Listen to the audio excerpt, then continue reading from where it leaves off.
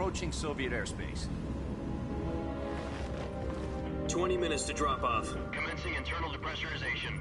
Equipment check. Arm main parachute. All right. You ready to go? Drop zone still showing a high pressure mass. Cav okay. Good. We've got high visibility.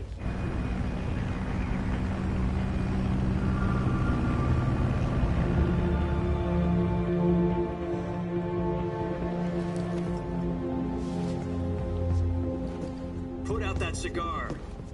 Connecting oxygen hose to interior connector. Put on your mask.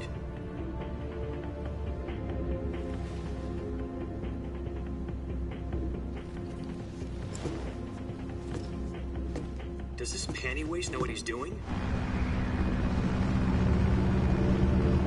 Approaching release point.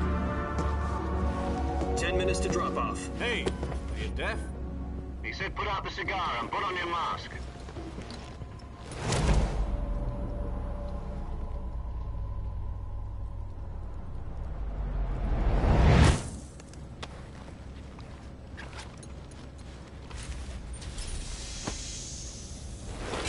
Depressurization complete. Checking oxygen supply. 6 minutes to drop off. Opening rear hatch.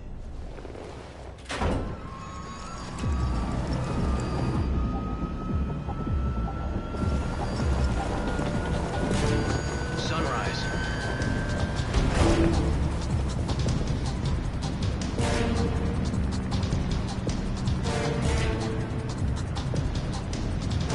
External temperature minus 46 degrees Celsius. 2 minutes to drop off. Stand up.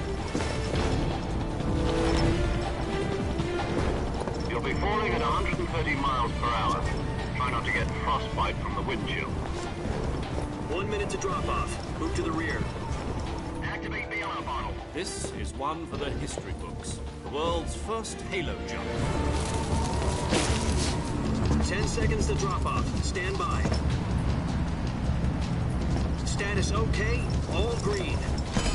Prepare for drop-off. Countdown. 5, 4, 3, 2, 1. Spread your wings And fly. God be with you.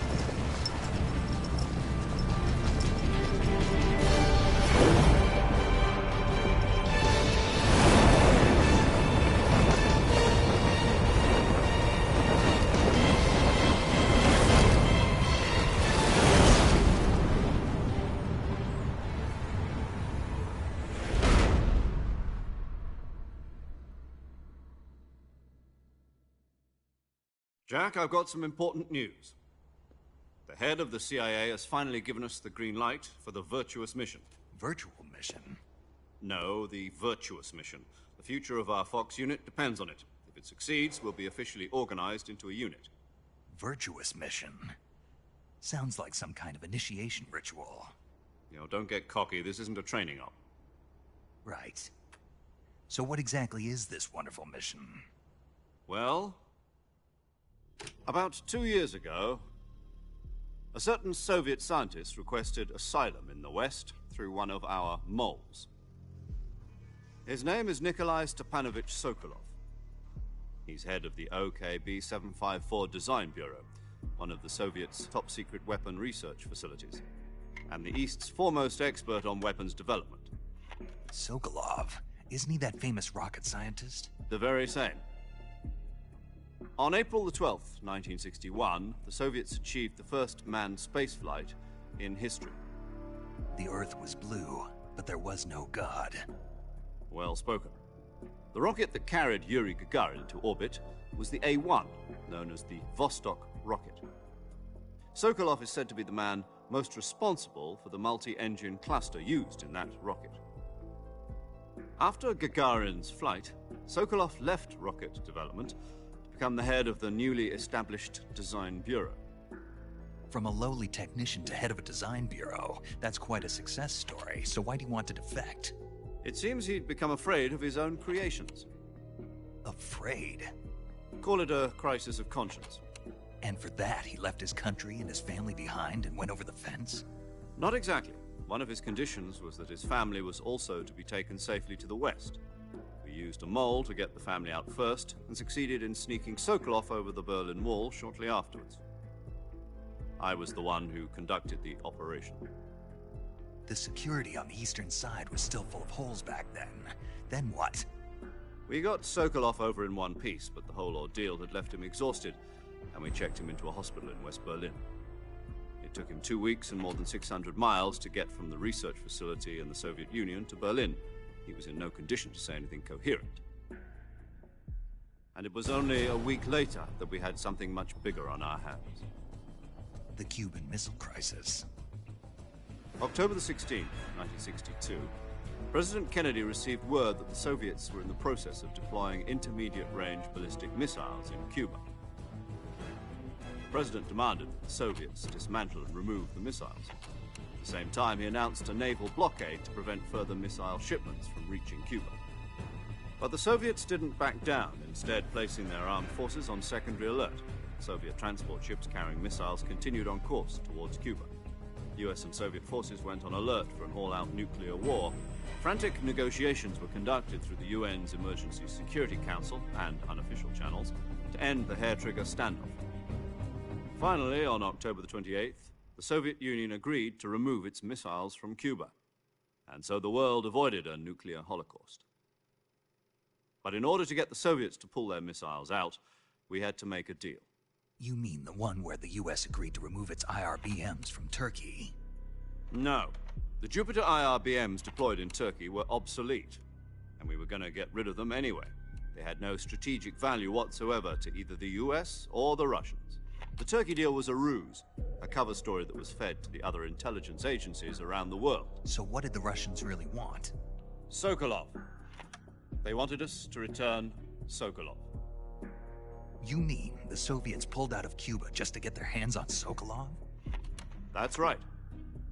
What the hell was he working on? At the time, we had no idea. We were running out of time. It was either give up Sokolov or risk full-scale nuclear war.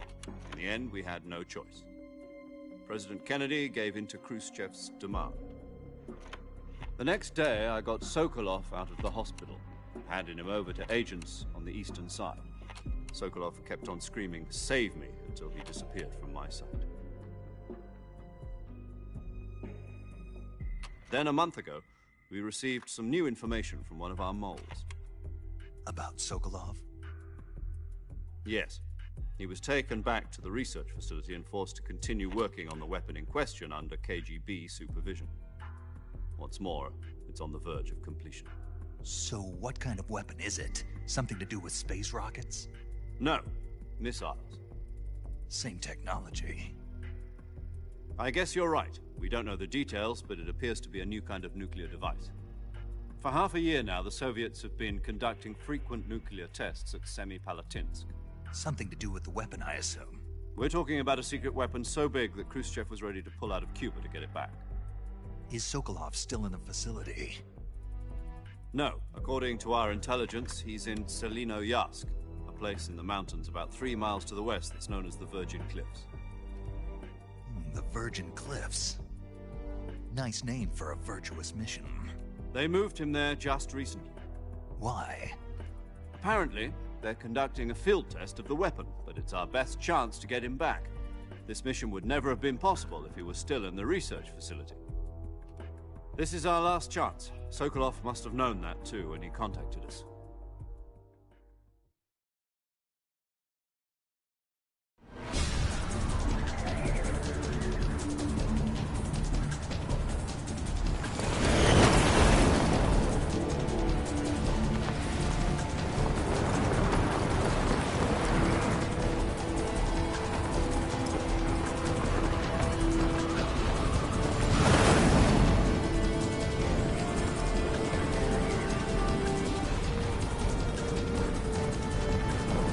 Listen up, Jack.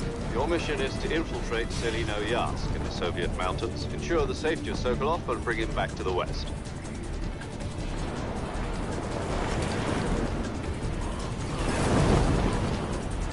If we don't get Sokolov back before that weapon is complete, we'll be facing a major crisis. The clock is ticking.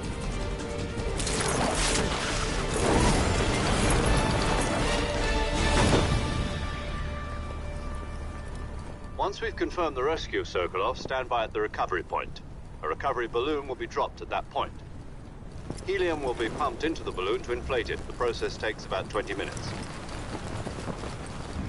Once it's complete, the gunship's arm will latch onto the balloon and pull it up. The Fulton surface-to-air recovery system. I'm familiar with the theory. Take it easy. It's been combat-proven. Do you think Sokolov is up to it? The shock will be less than during a parachute jump, and the arm can handle up to 500 pounds. So you're planning on going over the border in a single combat Talon? She's equipped with two 6-barrel 20mm Vulcan cannons, as well as two 40mm machine guns. Sounds like she could hold her own against a battalion of tanks. Even with the fuel in the reserve tank, we're facing a 4-hour time limit. If all goes well, it shouldn't take more than a few hours. Home in time for dinner.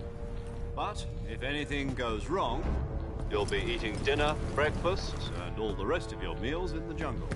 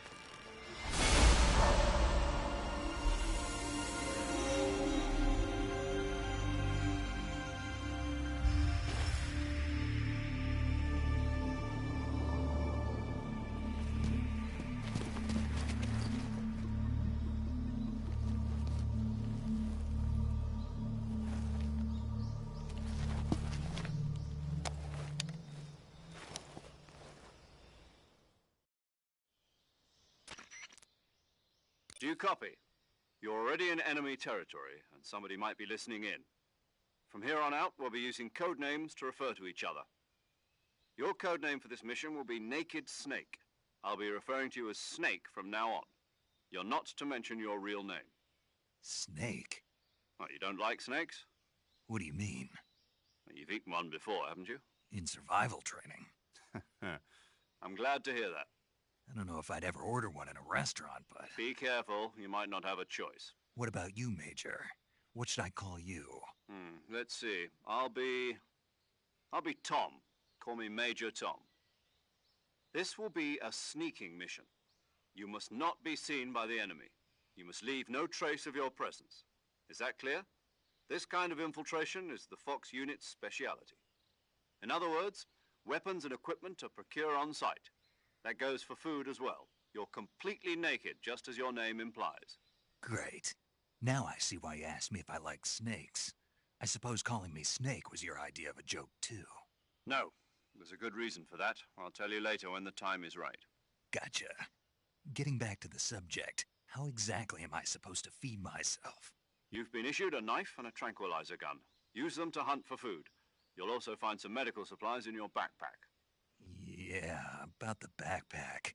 I lost it in a tree on the way down. I see. Well, you'd better go back and get it then. You know where it is? No problem. I can see it from here. It's stuck on a branch. To climb a tree, stand in front of a tree that's covered in ivy and press the action button. I'll be monitoring your progress over the radio. We can't risk violating Soviet airspace, but I'll be in the gunship. My frequency is 140.85. I'll give you a call if I need to talk to you. If you need to talk to me, use the send function. Okay, Snake, go get your backpack.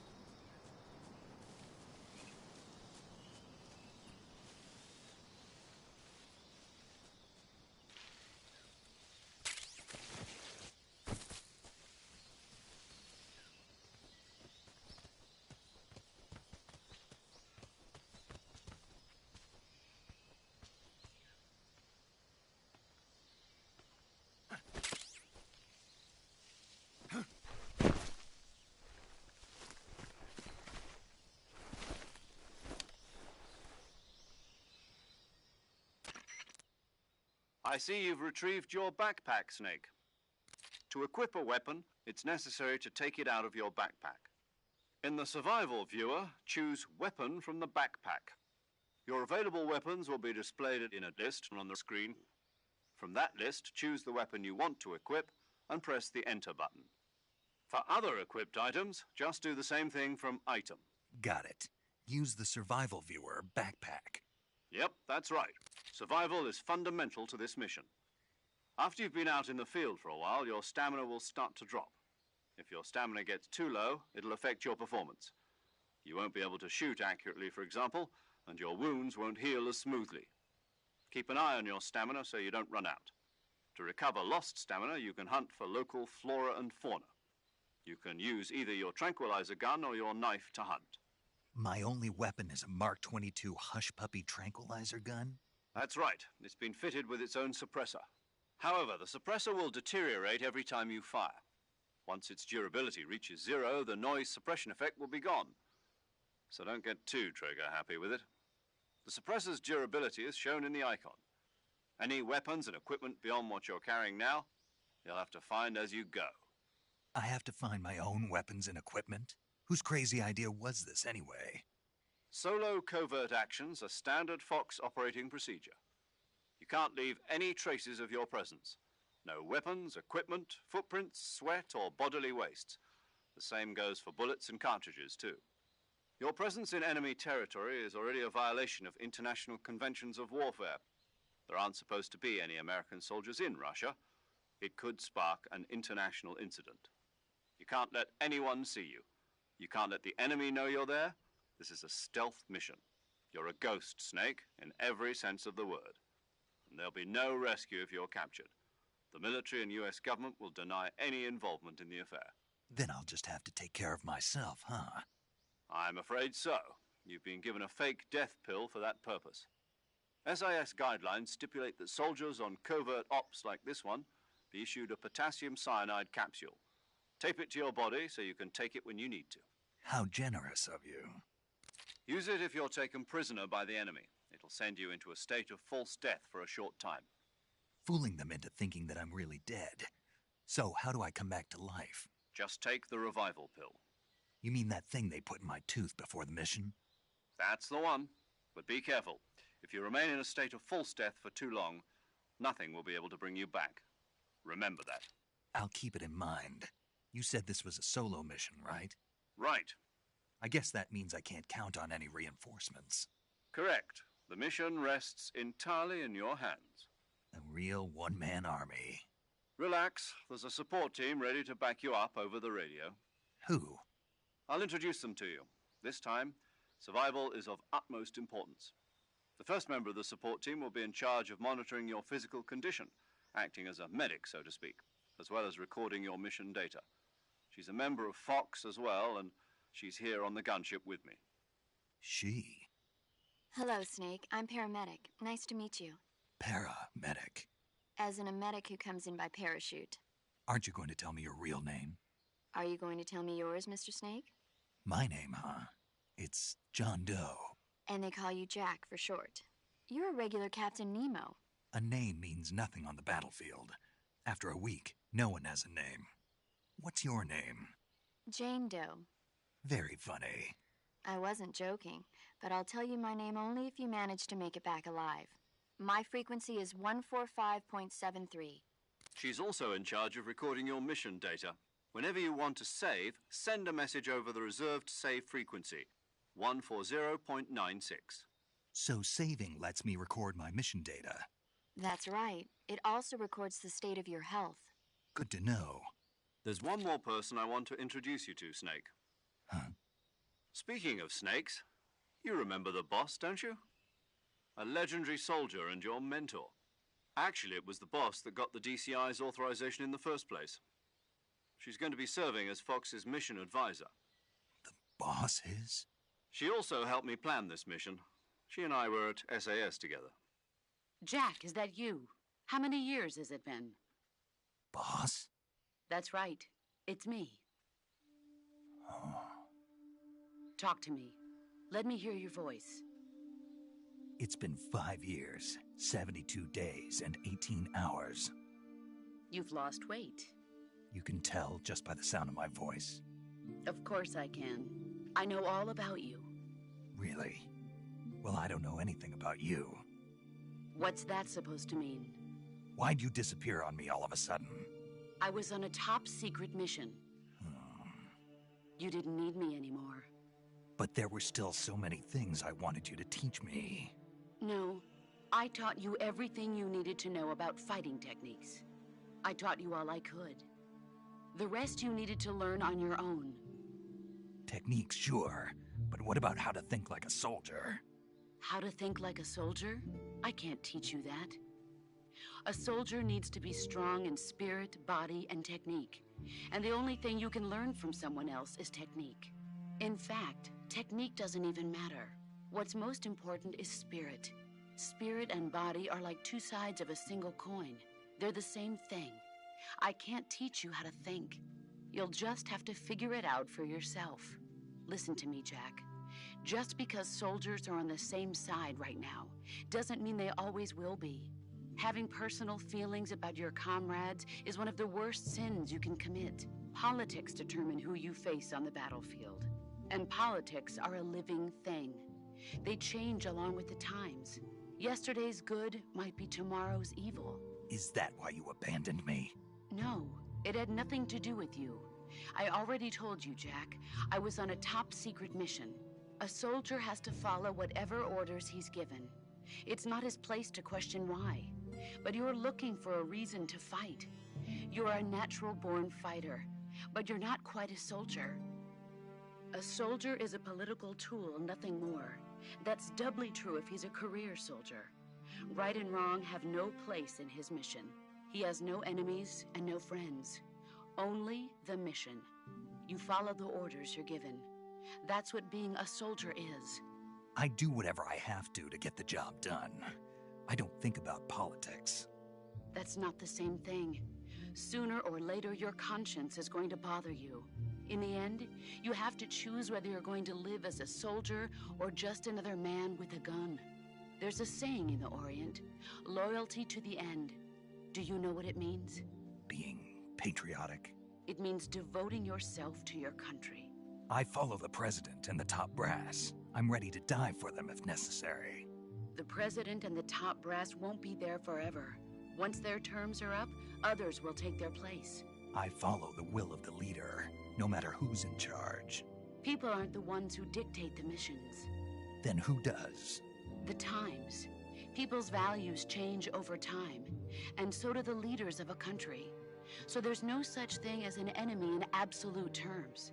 The enemies we fight are only enemies in relative terms, constantly changing with the times. As long as we have loyalty to the end, there's no point in believing in anything, even in those we love. And that's the way a soldier's supposed to think? The only thing we can believe in with absolute certainty is the mission, Jack. All right, but do me a favor. What is it? Call me Snake. Snake? Oh, right. Your codename is Snake. It suits you well. That's right. The legendary unit that the boss put together during World War II was a snake. The Cobra unit, a group of heroes that brought the war to an end and saved the world. As long as you've got a legendary hero backing you up, you'll be fine. Isn't that right, Snake? Yeah. I can't think of anyone else I'd rather have with me. Oh, and one more thing, boss. Yes? It's good to hear your voice again. Same here. After all, who knows if either of us will make it out alive? Snake, you are always best at urban warfare and infiltrating buildings. But this is the jungle. Survival is going to be key. Those CQC techniques I taught you are sure to come in handy. CQC? Close quarters combat, huh? I've been in the Green Berets for the past few years. I'm probably pretty rusty. Not to worry. I'll be here to help you remember. After all, this is your first actual survival mission. I'll be supporting you over the radio. Where are you, boss? Next to the Major? The boss is communicating with us by radio from aboard a Permit-class submarine in the Arctic Ocean. My frequency is 141.80. Call me if you need my advice on battle techniques. Gotcha. Your mission is to retrieve Dr. Sokolov. Dr. Sokolov is being held in an abandoned factory located to the north of your current position. Avoid heavy combat and don't let anyone see you. Don't forget that this is a stealth mission. Snake, try to remember some of the basics of CQC.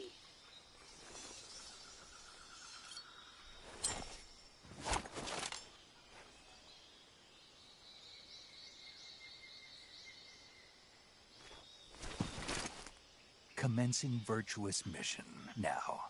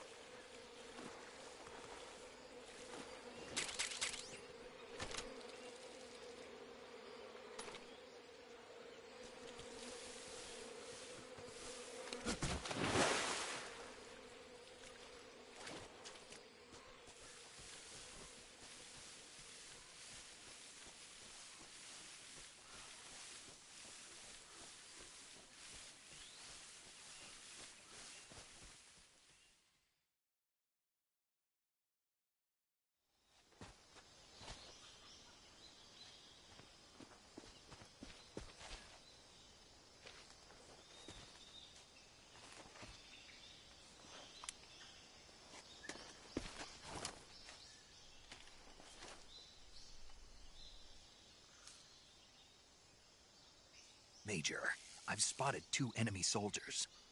They're probably KGB troops sent to guard Sokolov. AK-47s and grenades.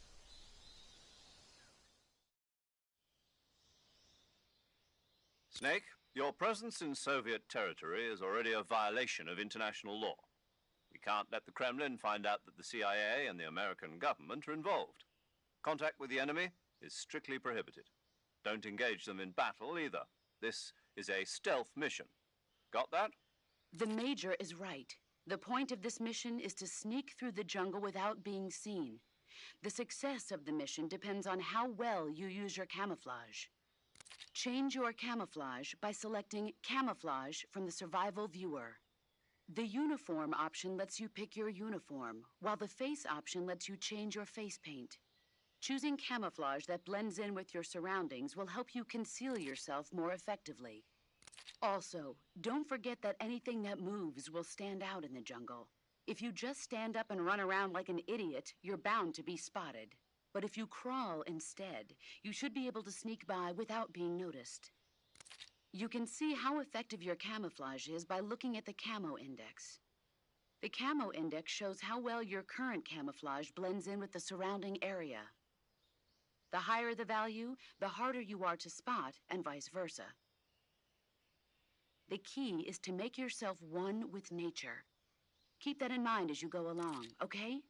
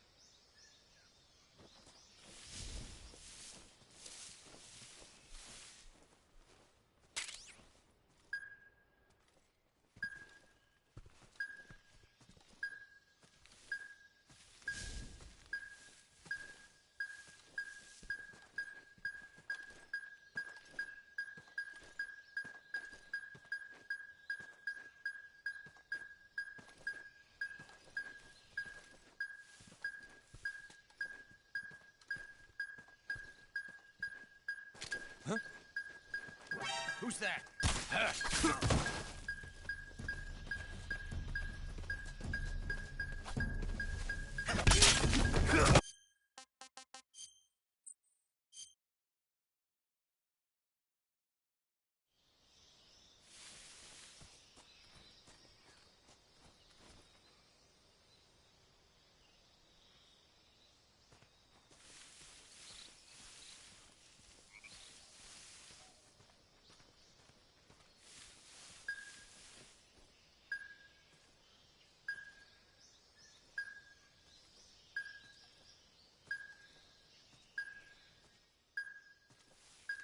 What the?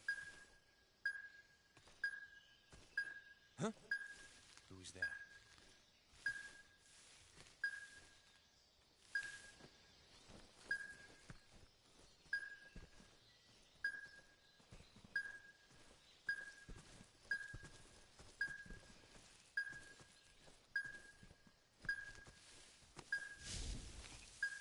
Nobody here.